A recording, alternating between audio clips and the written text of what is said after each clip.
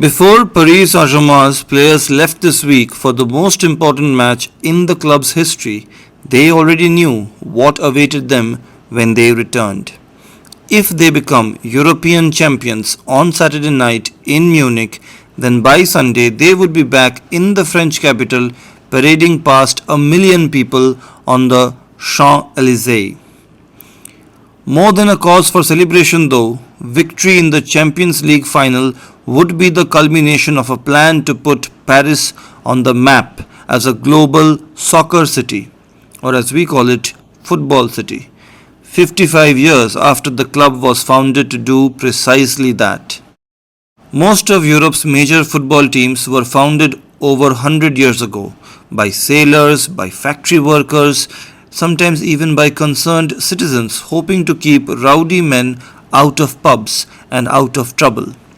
Inter Milan, the opponent of Paris Saint-Germain on Saturday, was founded in 1908 before the invention of the traffic light.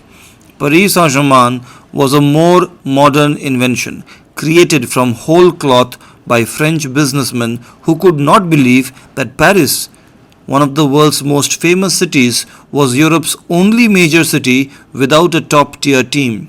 Now, nearly 60 years later, and lavishly funded by the sovereign wealth fund of Qatar, PSG is one of the richest, most powerful clubs on the planet. And on Saturday night against Inter Milan, PSG hopes to win the Champions League for the very first time.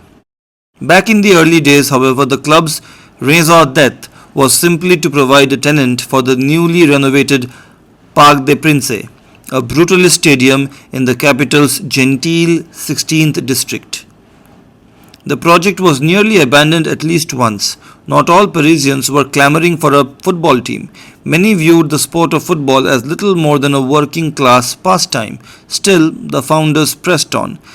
Created through a rocky merger of an entity known as Paris Football Club and a club called Stade Saint-Germain from the suburb of Saint-Germain-en-Laye, PSG found that its toughest rival in the early days was paperwork. It took a media campaign and a 20,000 member subscription drive just to get the club off the ground. But from 1973 it found its footing once it was taken over by the French fashion designer Daniel Hector, the man responsible for the red stripe on the navy jersey. Couldn't possibly be more French, could it? What it could not find quite as quickly was a broad base of fans. In a culture where fandom is transmitted through parents, grandparents, and the deep roots that bind a club to a city, relevance could not be manufactured. It still cannot. Fans would visit the Parc des Princes as if they were going to the theatre. Players looked around the stands and saw an audience, not supporters.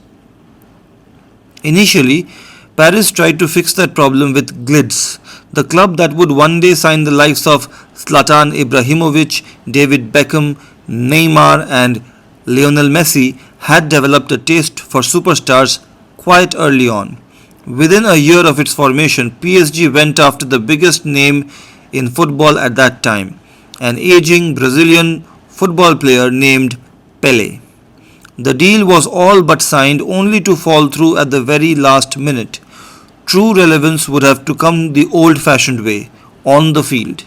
PSG's first league title finally came in 1986, a full 50 years since the departed Racing Club de France had last brought a championship to Paris.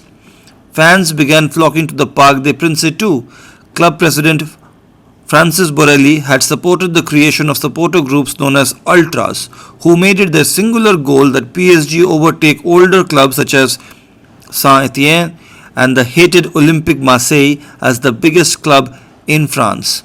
Only the rise of violent fan clusters in the 1990s gave a hard edge to home games that made the Parc des Princes a deeply inhospitable place. It took the death of a fan during a brawl between rival PSG factions in 2010 for officials to ban the Ultras. They only made a negotiated return in 2016. By the time they came back, the club had undergone existential change. No longer owned by fans or local businessmen, Paris Saint-Germain had become the property of Qatar Sports Investments in 2011. The tiny Gulf state had been growing its influence in France, buying aircraft and luxury property while winning the favor of French President and noted PSG supporter Nicolas Sarkozy. Now Qatar, which also controls French soccer's biggest broadcaster, had a flagship. Under the slogan Dream Bigger, the Qatari owners ploughed in money and set about turning the club into their best approximation of a luxury fashion house. PSG imported A-listers from Hollywood and exported team stores to Tokyo, Seoul, and Fifth Avenue in New York. The club inked merchandise collaborations with Air Jordan and the Rolling Stones, while jerseys showed up at Fashion Week. What did any of it have to do with winning football matches? Absolutely nothing. But in the club's latest iteration, sports was only part of the plan. As a vehicle for Qatar, PSG's ambition was to become an icon for the city of light, Paris, much the way a Yankee cap represents New York, even if you have never heard of Aaron Judge or you haven't watched a single baseball match. Except PSG was not the best football team in the world, especially when it came to the Champions League. For all of its investment in talent and its 11 French league titles over the last 14 years, PSG still has not won a European Champions League title. The closest it came was 2020 when a billion-dollar side led by Neymar and Kylian Mbappe finished as runner-up to Bayern Munich. The irony these days is that PSG is back in the biggest match in club football without Neymar, without Kylian Mbappe, without Lionel Messi. Neymar moved to Saudi Arabia, Mbappe signed for Real Madrid last summer, and Lionel Messi came and went after 2 unhappy seasons. All of them left having failed to deliver the trophy that Paris craves the most. The current version of the squad, whose average of 24 years made it the youngest in the Champions League, is viewed with a little more sympathy. But after 55 years, Parisians feel that they are done waiting.